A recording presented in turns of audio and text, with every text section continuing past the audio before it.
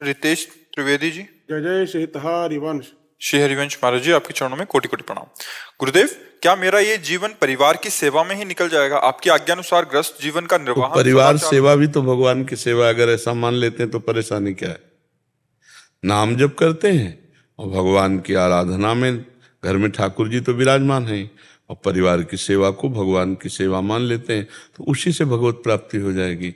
कभी कभी वृंदावन आ गए, और कभी कभी ऐसा किया करो कि जैसे गृहस्थ में है, तो अगर हमारे पास 100 रुपये हैं, हम देखते हैं कि 95 रुपये हमारे गृहस्थ में खर्चा हो जाएंगे और 5 रुपये हम निकाल सकते हैं, तो उनको निकाल लेना चाहिए।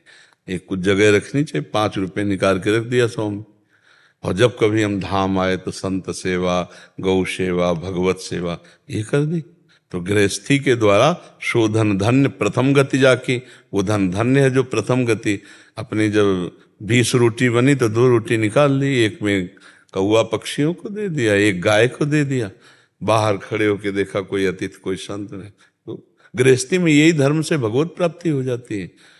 उससे कुछ निकाल लिया, और भाई इकट्ठे गृहस्थी में निकाल के लगाना हो तो धनी पुरुषों का कार्य है, लेकिन सबके पास ही अगर ऐसी सामर्थ्य ना हो तो 100 में 1 रुपया निकालता चला जाए तो एक दिन 100 रुपया हो जाएगा।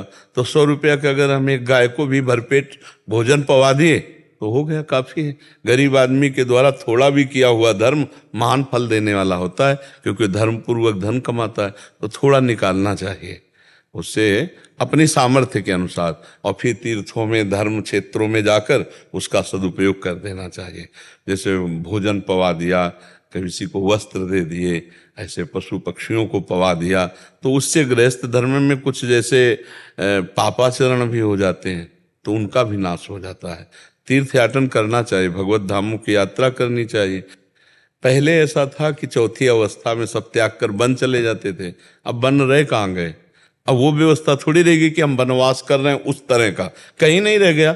अरे कहीं नहीं रह गया। आप देखो जितने धर्म क्षेत्र हैं सब जगह बढ़िया VIP व्यवस्था वाले, अब वो थोड़ी रह गई कि पर्णकुटी छा करके उसमें ऐसे कहाँ रह सकते हो?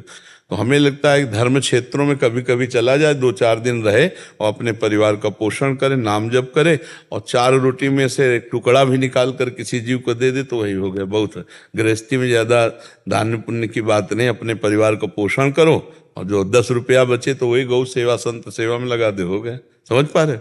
हाँ, भागने की जरूरत नहीं, भगवान हर जगह है। गृहस्थी में, पत्नी पुत्र में, माता पिता में, परिवार में भी तो भगवान है, और उनका पोषण करने की आपको जिम्मेवारी है। तो भगवान की सेवा छोड़कर भागो तो फिर वो बात नहीं। उनका पोषण करो। यही जैसे तुम्हें माता पिता ने इतना सयाना किया, ऐसे तुम अपने पुत्रों को शयाना करके उनको व्यापार रोजगार आदि नौकरी आदि दो, और अपने माता पिता का अगर विराजमान है तो पूर्ण भगवत भाव से सेवा करो। फिर पति पत्नी दोनों मिलकर के महीना 15 दिन धाम वास किया, वहाँ वास किया, नाम जप किया, भगवत प्राप्ति के मार्ग में चल रहे। क्यों? समझ पा रहे हो?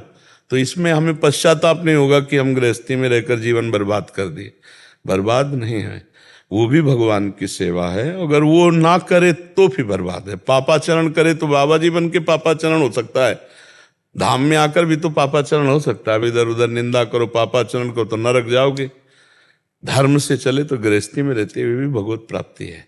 ठीक है।